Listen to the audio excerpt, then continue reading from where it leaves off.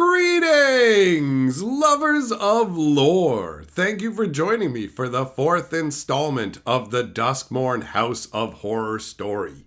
This part of the story starts with the Wanderer, Nico, and Winter being led by the Wanderer's Glimmer, a small golden dragon.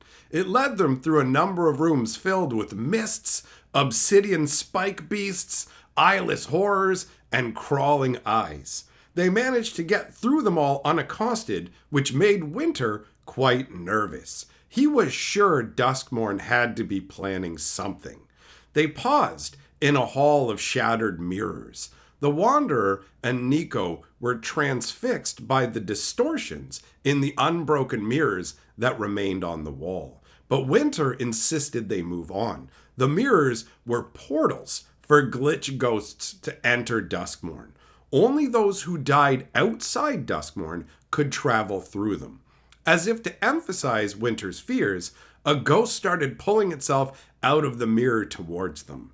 Nico used shard magic on the mirror and managed to trap the specter inside and then pocketed the ghost shard. Winter was stunned.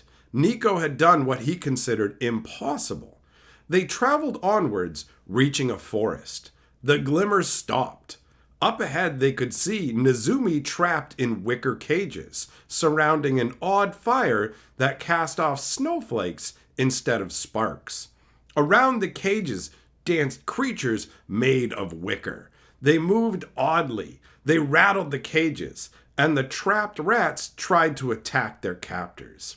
Winter said that they were lost to the wicker folk, but now that Nashi had been found, the Wanderer wasn't backing down. One of the cages was opened. A wicker folk drove its wooden claws into a rat man's arm. The holes left oozed amber, and then green shoots grew from the wound. It was bamboo from Kamigawa, and in moments, the rat folk was transformed into a limp wicker doll, which quickly rose and joined the dancing. The Wanderer leapt at the wicker folk, her sword dismembering a number of them. She slashed at Nashi's cage, freeing him, and felt a stabbing pain as a branch tore through her chest. In moments, she was transformed into a wicker man. Her sword fell from her hands, her glimmer vanished, and she turned on Nico and Winter. Her mind snapped back. She was herself again. The fate shifter from Aminatau had worked, and the Wanderer rethought her course of action. Nico threw the ghost shard at the closest wicker man and used another to trap Nashi inside, getting him out of the cage. The shard with him inside stuck into a nearby tree. The ghost was somehow absorbing the wicker man, which confused the rest of the wicker folk. The Wanderer used this opportunity to cut loose some of the rat men, one of which told her the wickers fear fire. Winter gave the Wanderer a lighter, while Nico fired shards at the wicker folk.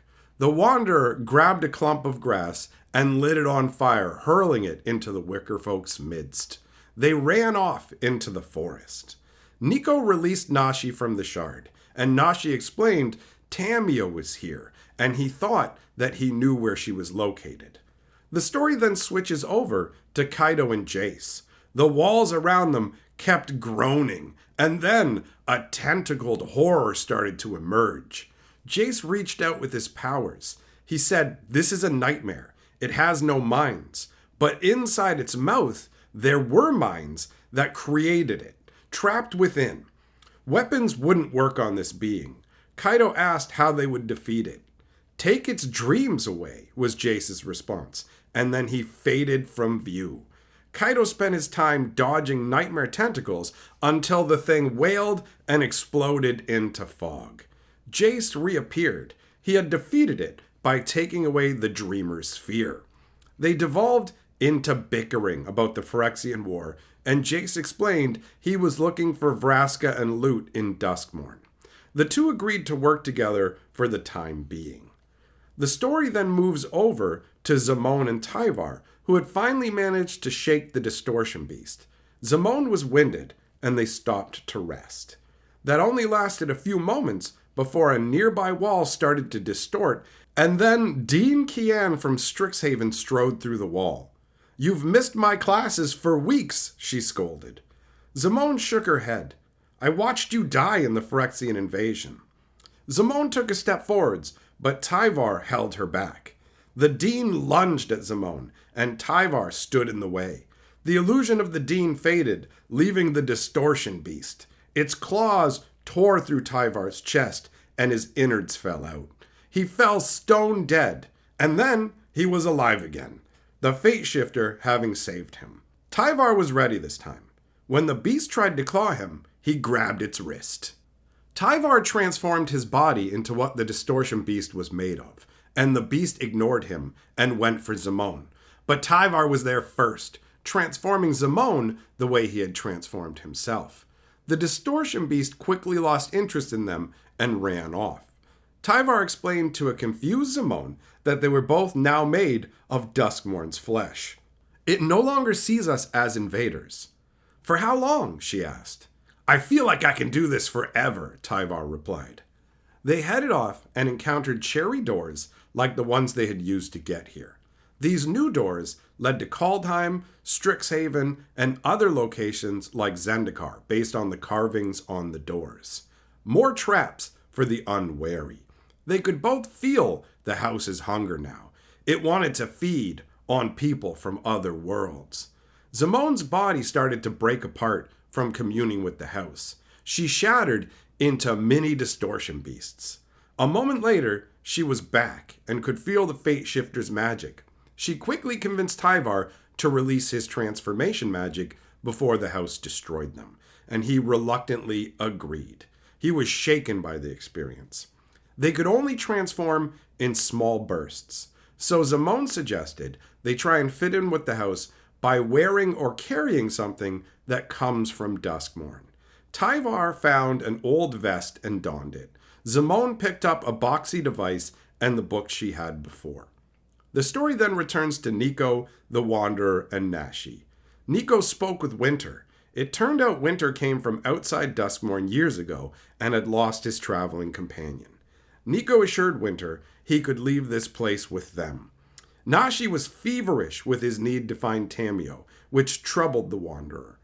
The story returns to Jace and Kaito as they headed deeper under Duskmourn. No windows, no stairs back up. After traveling for what felt like an eternity, the floor opened up before them, dropping them into a thick jelly-like substance. It stung their flesh and made it hard to move. Manacles abruptly grabbed their legs. Kaito used telekinesis to move the jelly they were stuck in and sent his raccoon techno-drone to open the manacles on Jace. Jace's legs got free, but then they could see a projection of Vraska and Lute on the ceiling. The two were being attacked by blade monsters. Jace abandoned Kaito, climbing the metal rungs on the pit side. Kaito's manacles yanked him under the jelly, and he couldn't breathe, so he planeswalked away to Ravnica. And that ends the 4th installment of the Duskmourn House of Horror story. Thanks for joining me. A big shout out to this channel's patrons and members for supporting what we do here. And if you're enjoying it, you too can become a member or a patron. And it's time now to go enjoy some more lore on this channel, because at the end of the day, lore is life.